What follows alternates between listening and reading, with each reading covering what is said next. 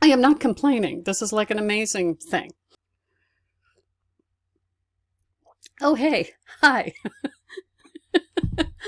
I'm Ronnie, and we're here living a colorful life. And today, first of all, thank you for being here. I so appreciate it. It's always nice to know that someone's hanging around here. It's awesome. I kind of live part of my life on YouTube. I have learned so much on YouTube. So I'm glad you're here, and I hope this will be somewhat helpful to you. And here's the thing. Okay, that was a moment. We've talked about this before. So today I want to talk about hobbies. Now, I've spent the better part of my professional career as a freelancer, which means, as a friend of mine who's a freelance writer says, we have to get up every morning and kill our own food.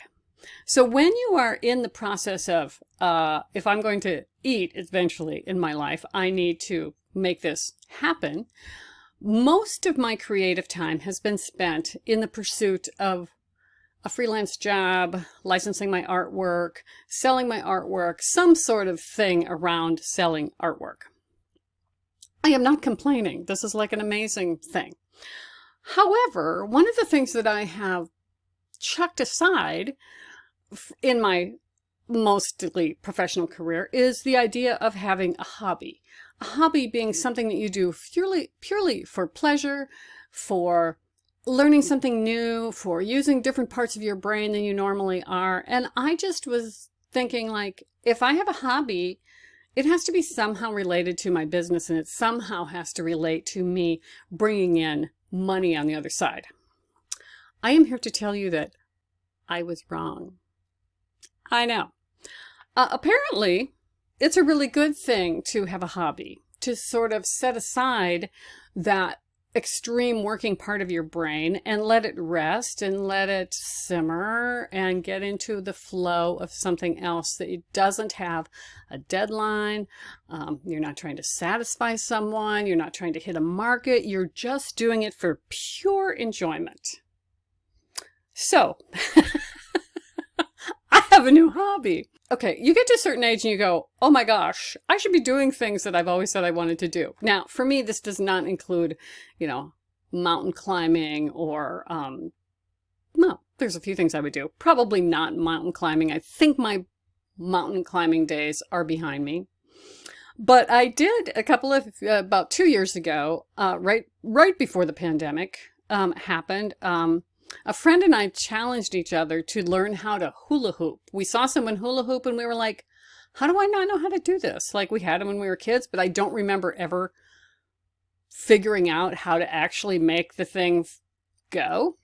So I'm like, well, in this year, this was in 2019. So in 2020, I'm like, okay, we're going to have a challenge that we're going to learn how to hula hoop in the coming year. Well, then the pandemic happened, and I never learned how to hula hoop. But then I saw in our local art center that they were having a Saturday morning hula hoop class, and I'm like, I am going to that. I am going to the hula hoop class. And here, you can see the results. I'll let you just watch me. Impressive, isn't it? So anyway, okay, I didn't go much beyond that. But I learned how to hula hoop. If there's a hula hoop in front of me, I can do this. The other thing, and I have said this out loud to people and possibly in some video on YouTube, I said I wanted to learn how to crochet a granny square.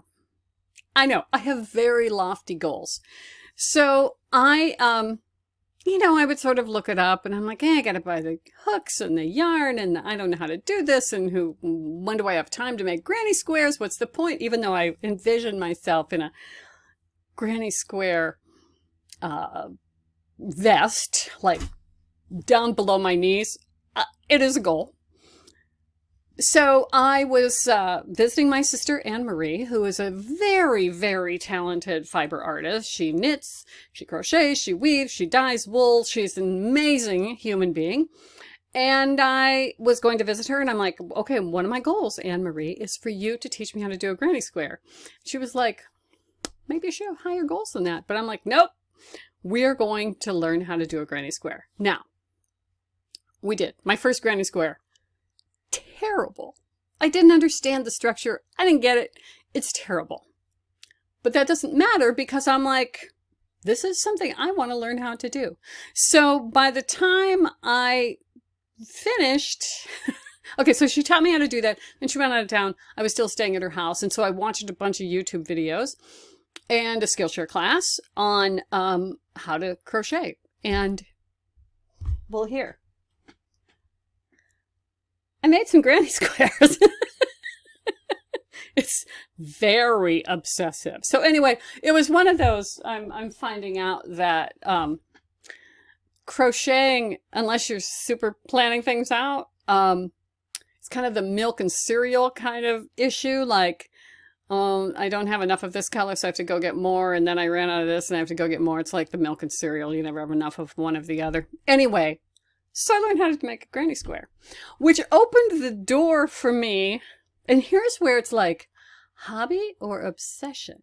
But anyway, the YouTube door slammed open and I started watching a million videos and tutorials, and people are super generous as teaching you how to do things. And I'm just going to show you the stack of things I made in the month of August. It's now September 15th. So I've crocheted more than this. And I'm just going to show you what I okay, all of those granny squares plus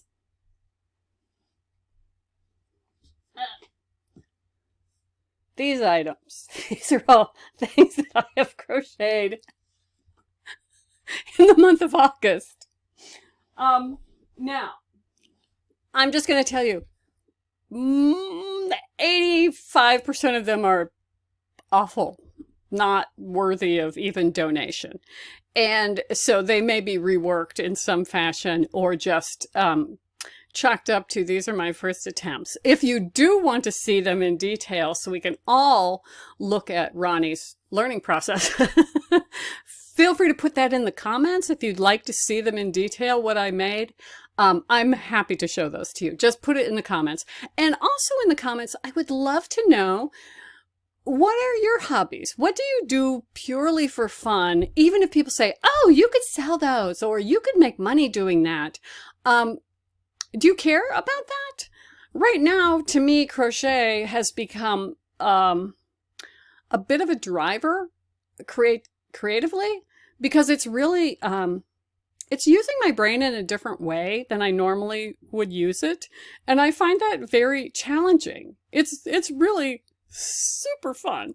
I have ripped out so much stuff and there may have been a little bit of swearing, not a lot, not as much as when I play Wordle, but it is really super fun.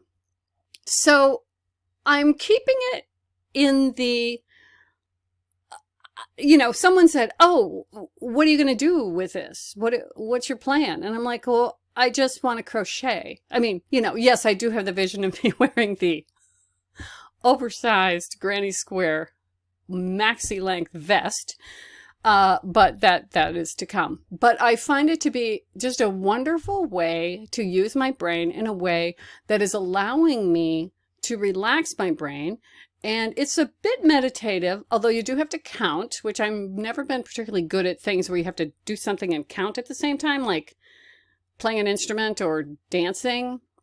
But for some reason, I'm picking things. Well, a granny square I can now do without really a lot of thought, although I still rip things out and I'm like, well, that's not supposed to be there. So anyway, I am totally encouraging you to, even if you spend your day in a creative way, creative business, and you're pushing a rock uphill that feels like you're constantly pushing a rock uphill, because that is what freelance feels like a lot of times. Like I am constantly either reaching out to people or doing the work, or it's just a lot. It's just a lot. But I encourage you to find something that you do. And maybe everybody else is doing this and I just never knew that. But I encourage you to find something that you are excited about and you do for the love of the doing. Now, I may take another hula hoop class, because I really liked the teacher and I really want a hula hoop. I could buy one. Yes, I could. I will keep you updated on that. But please put in the comments First of all, what is your hobby and what does it bring to your life? What does it do for you that just enhances your life? The other thing is, tell me if you want to see these projects, and I will keep you posted on what I'm doing. I have another whole stack for September as well. So thank you for stopping by. I so appreciate it, and I look forward to seeing you the next time. And I want everyone to have a fabulous day. It might be not the whole day, but I hope you find a couple of fabulous little pockets in it. So take care, all my best, and cheers, darlings. Cheers, darlings.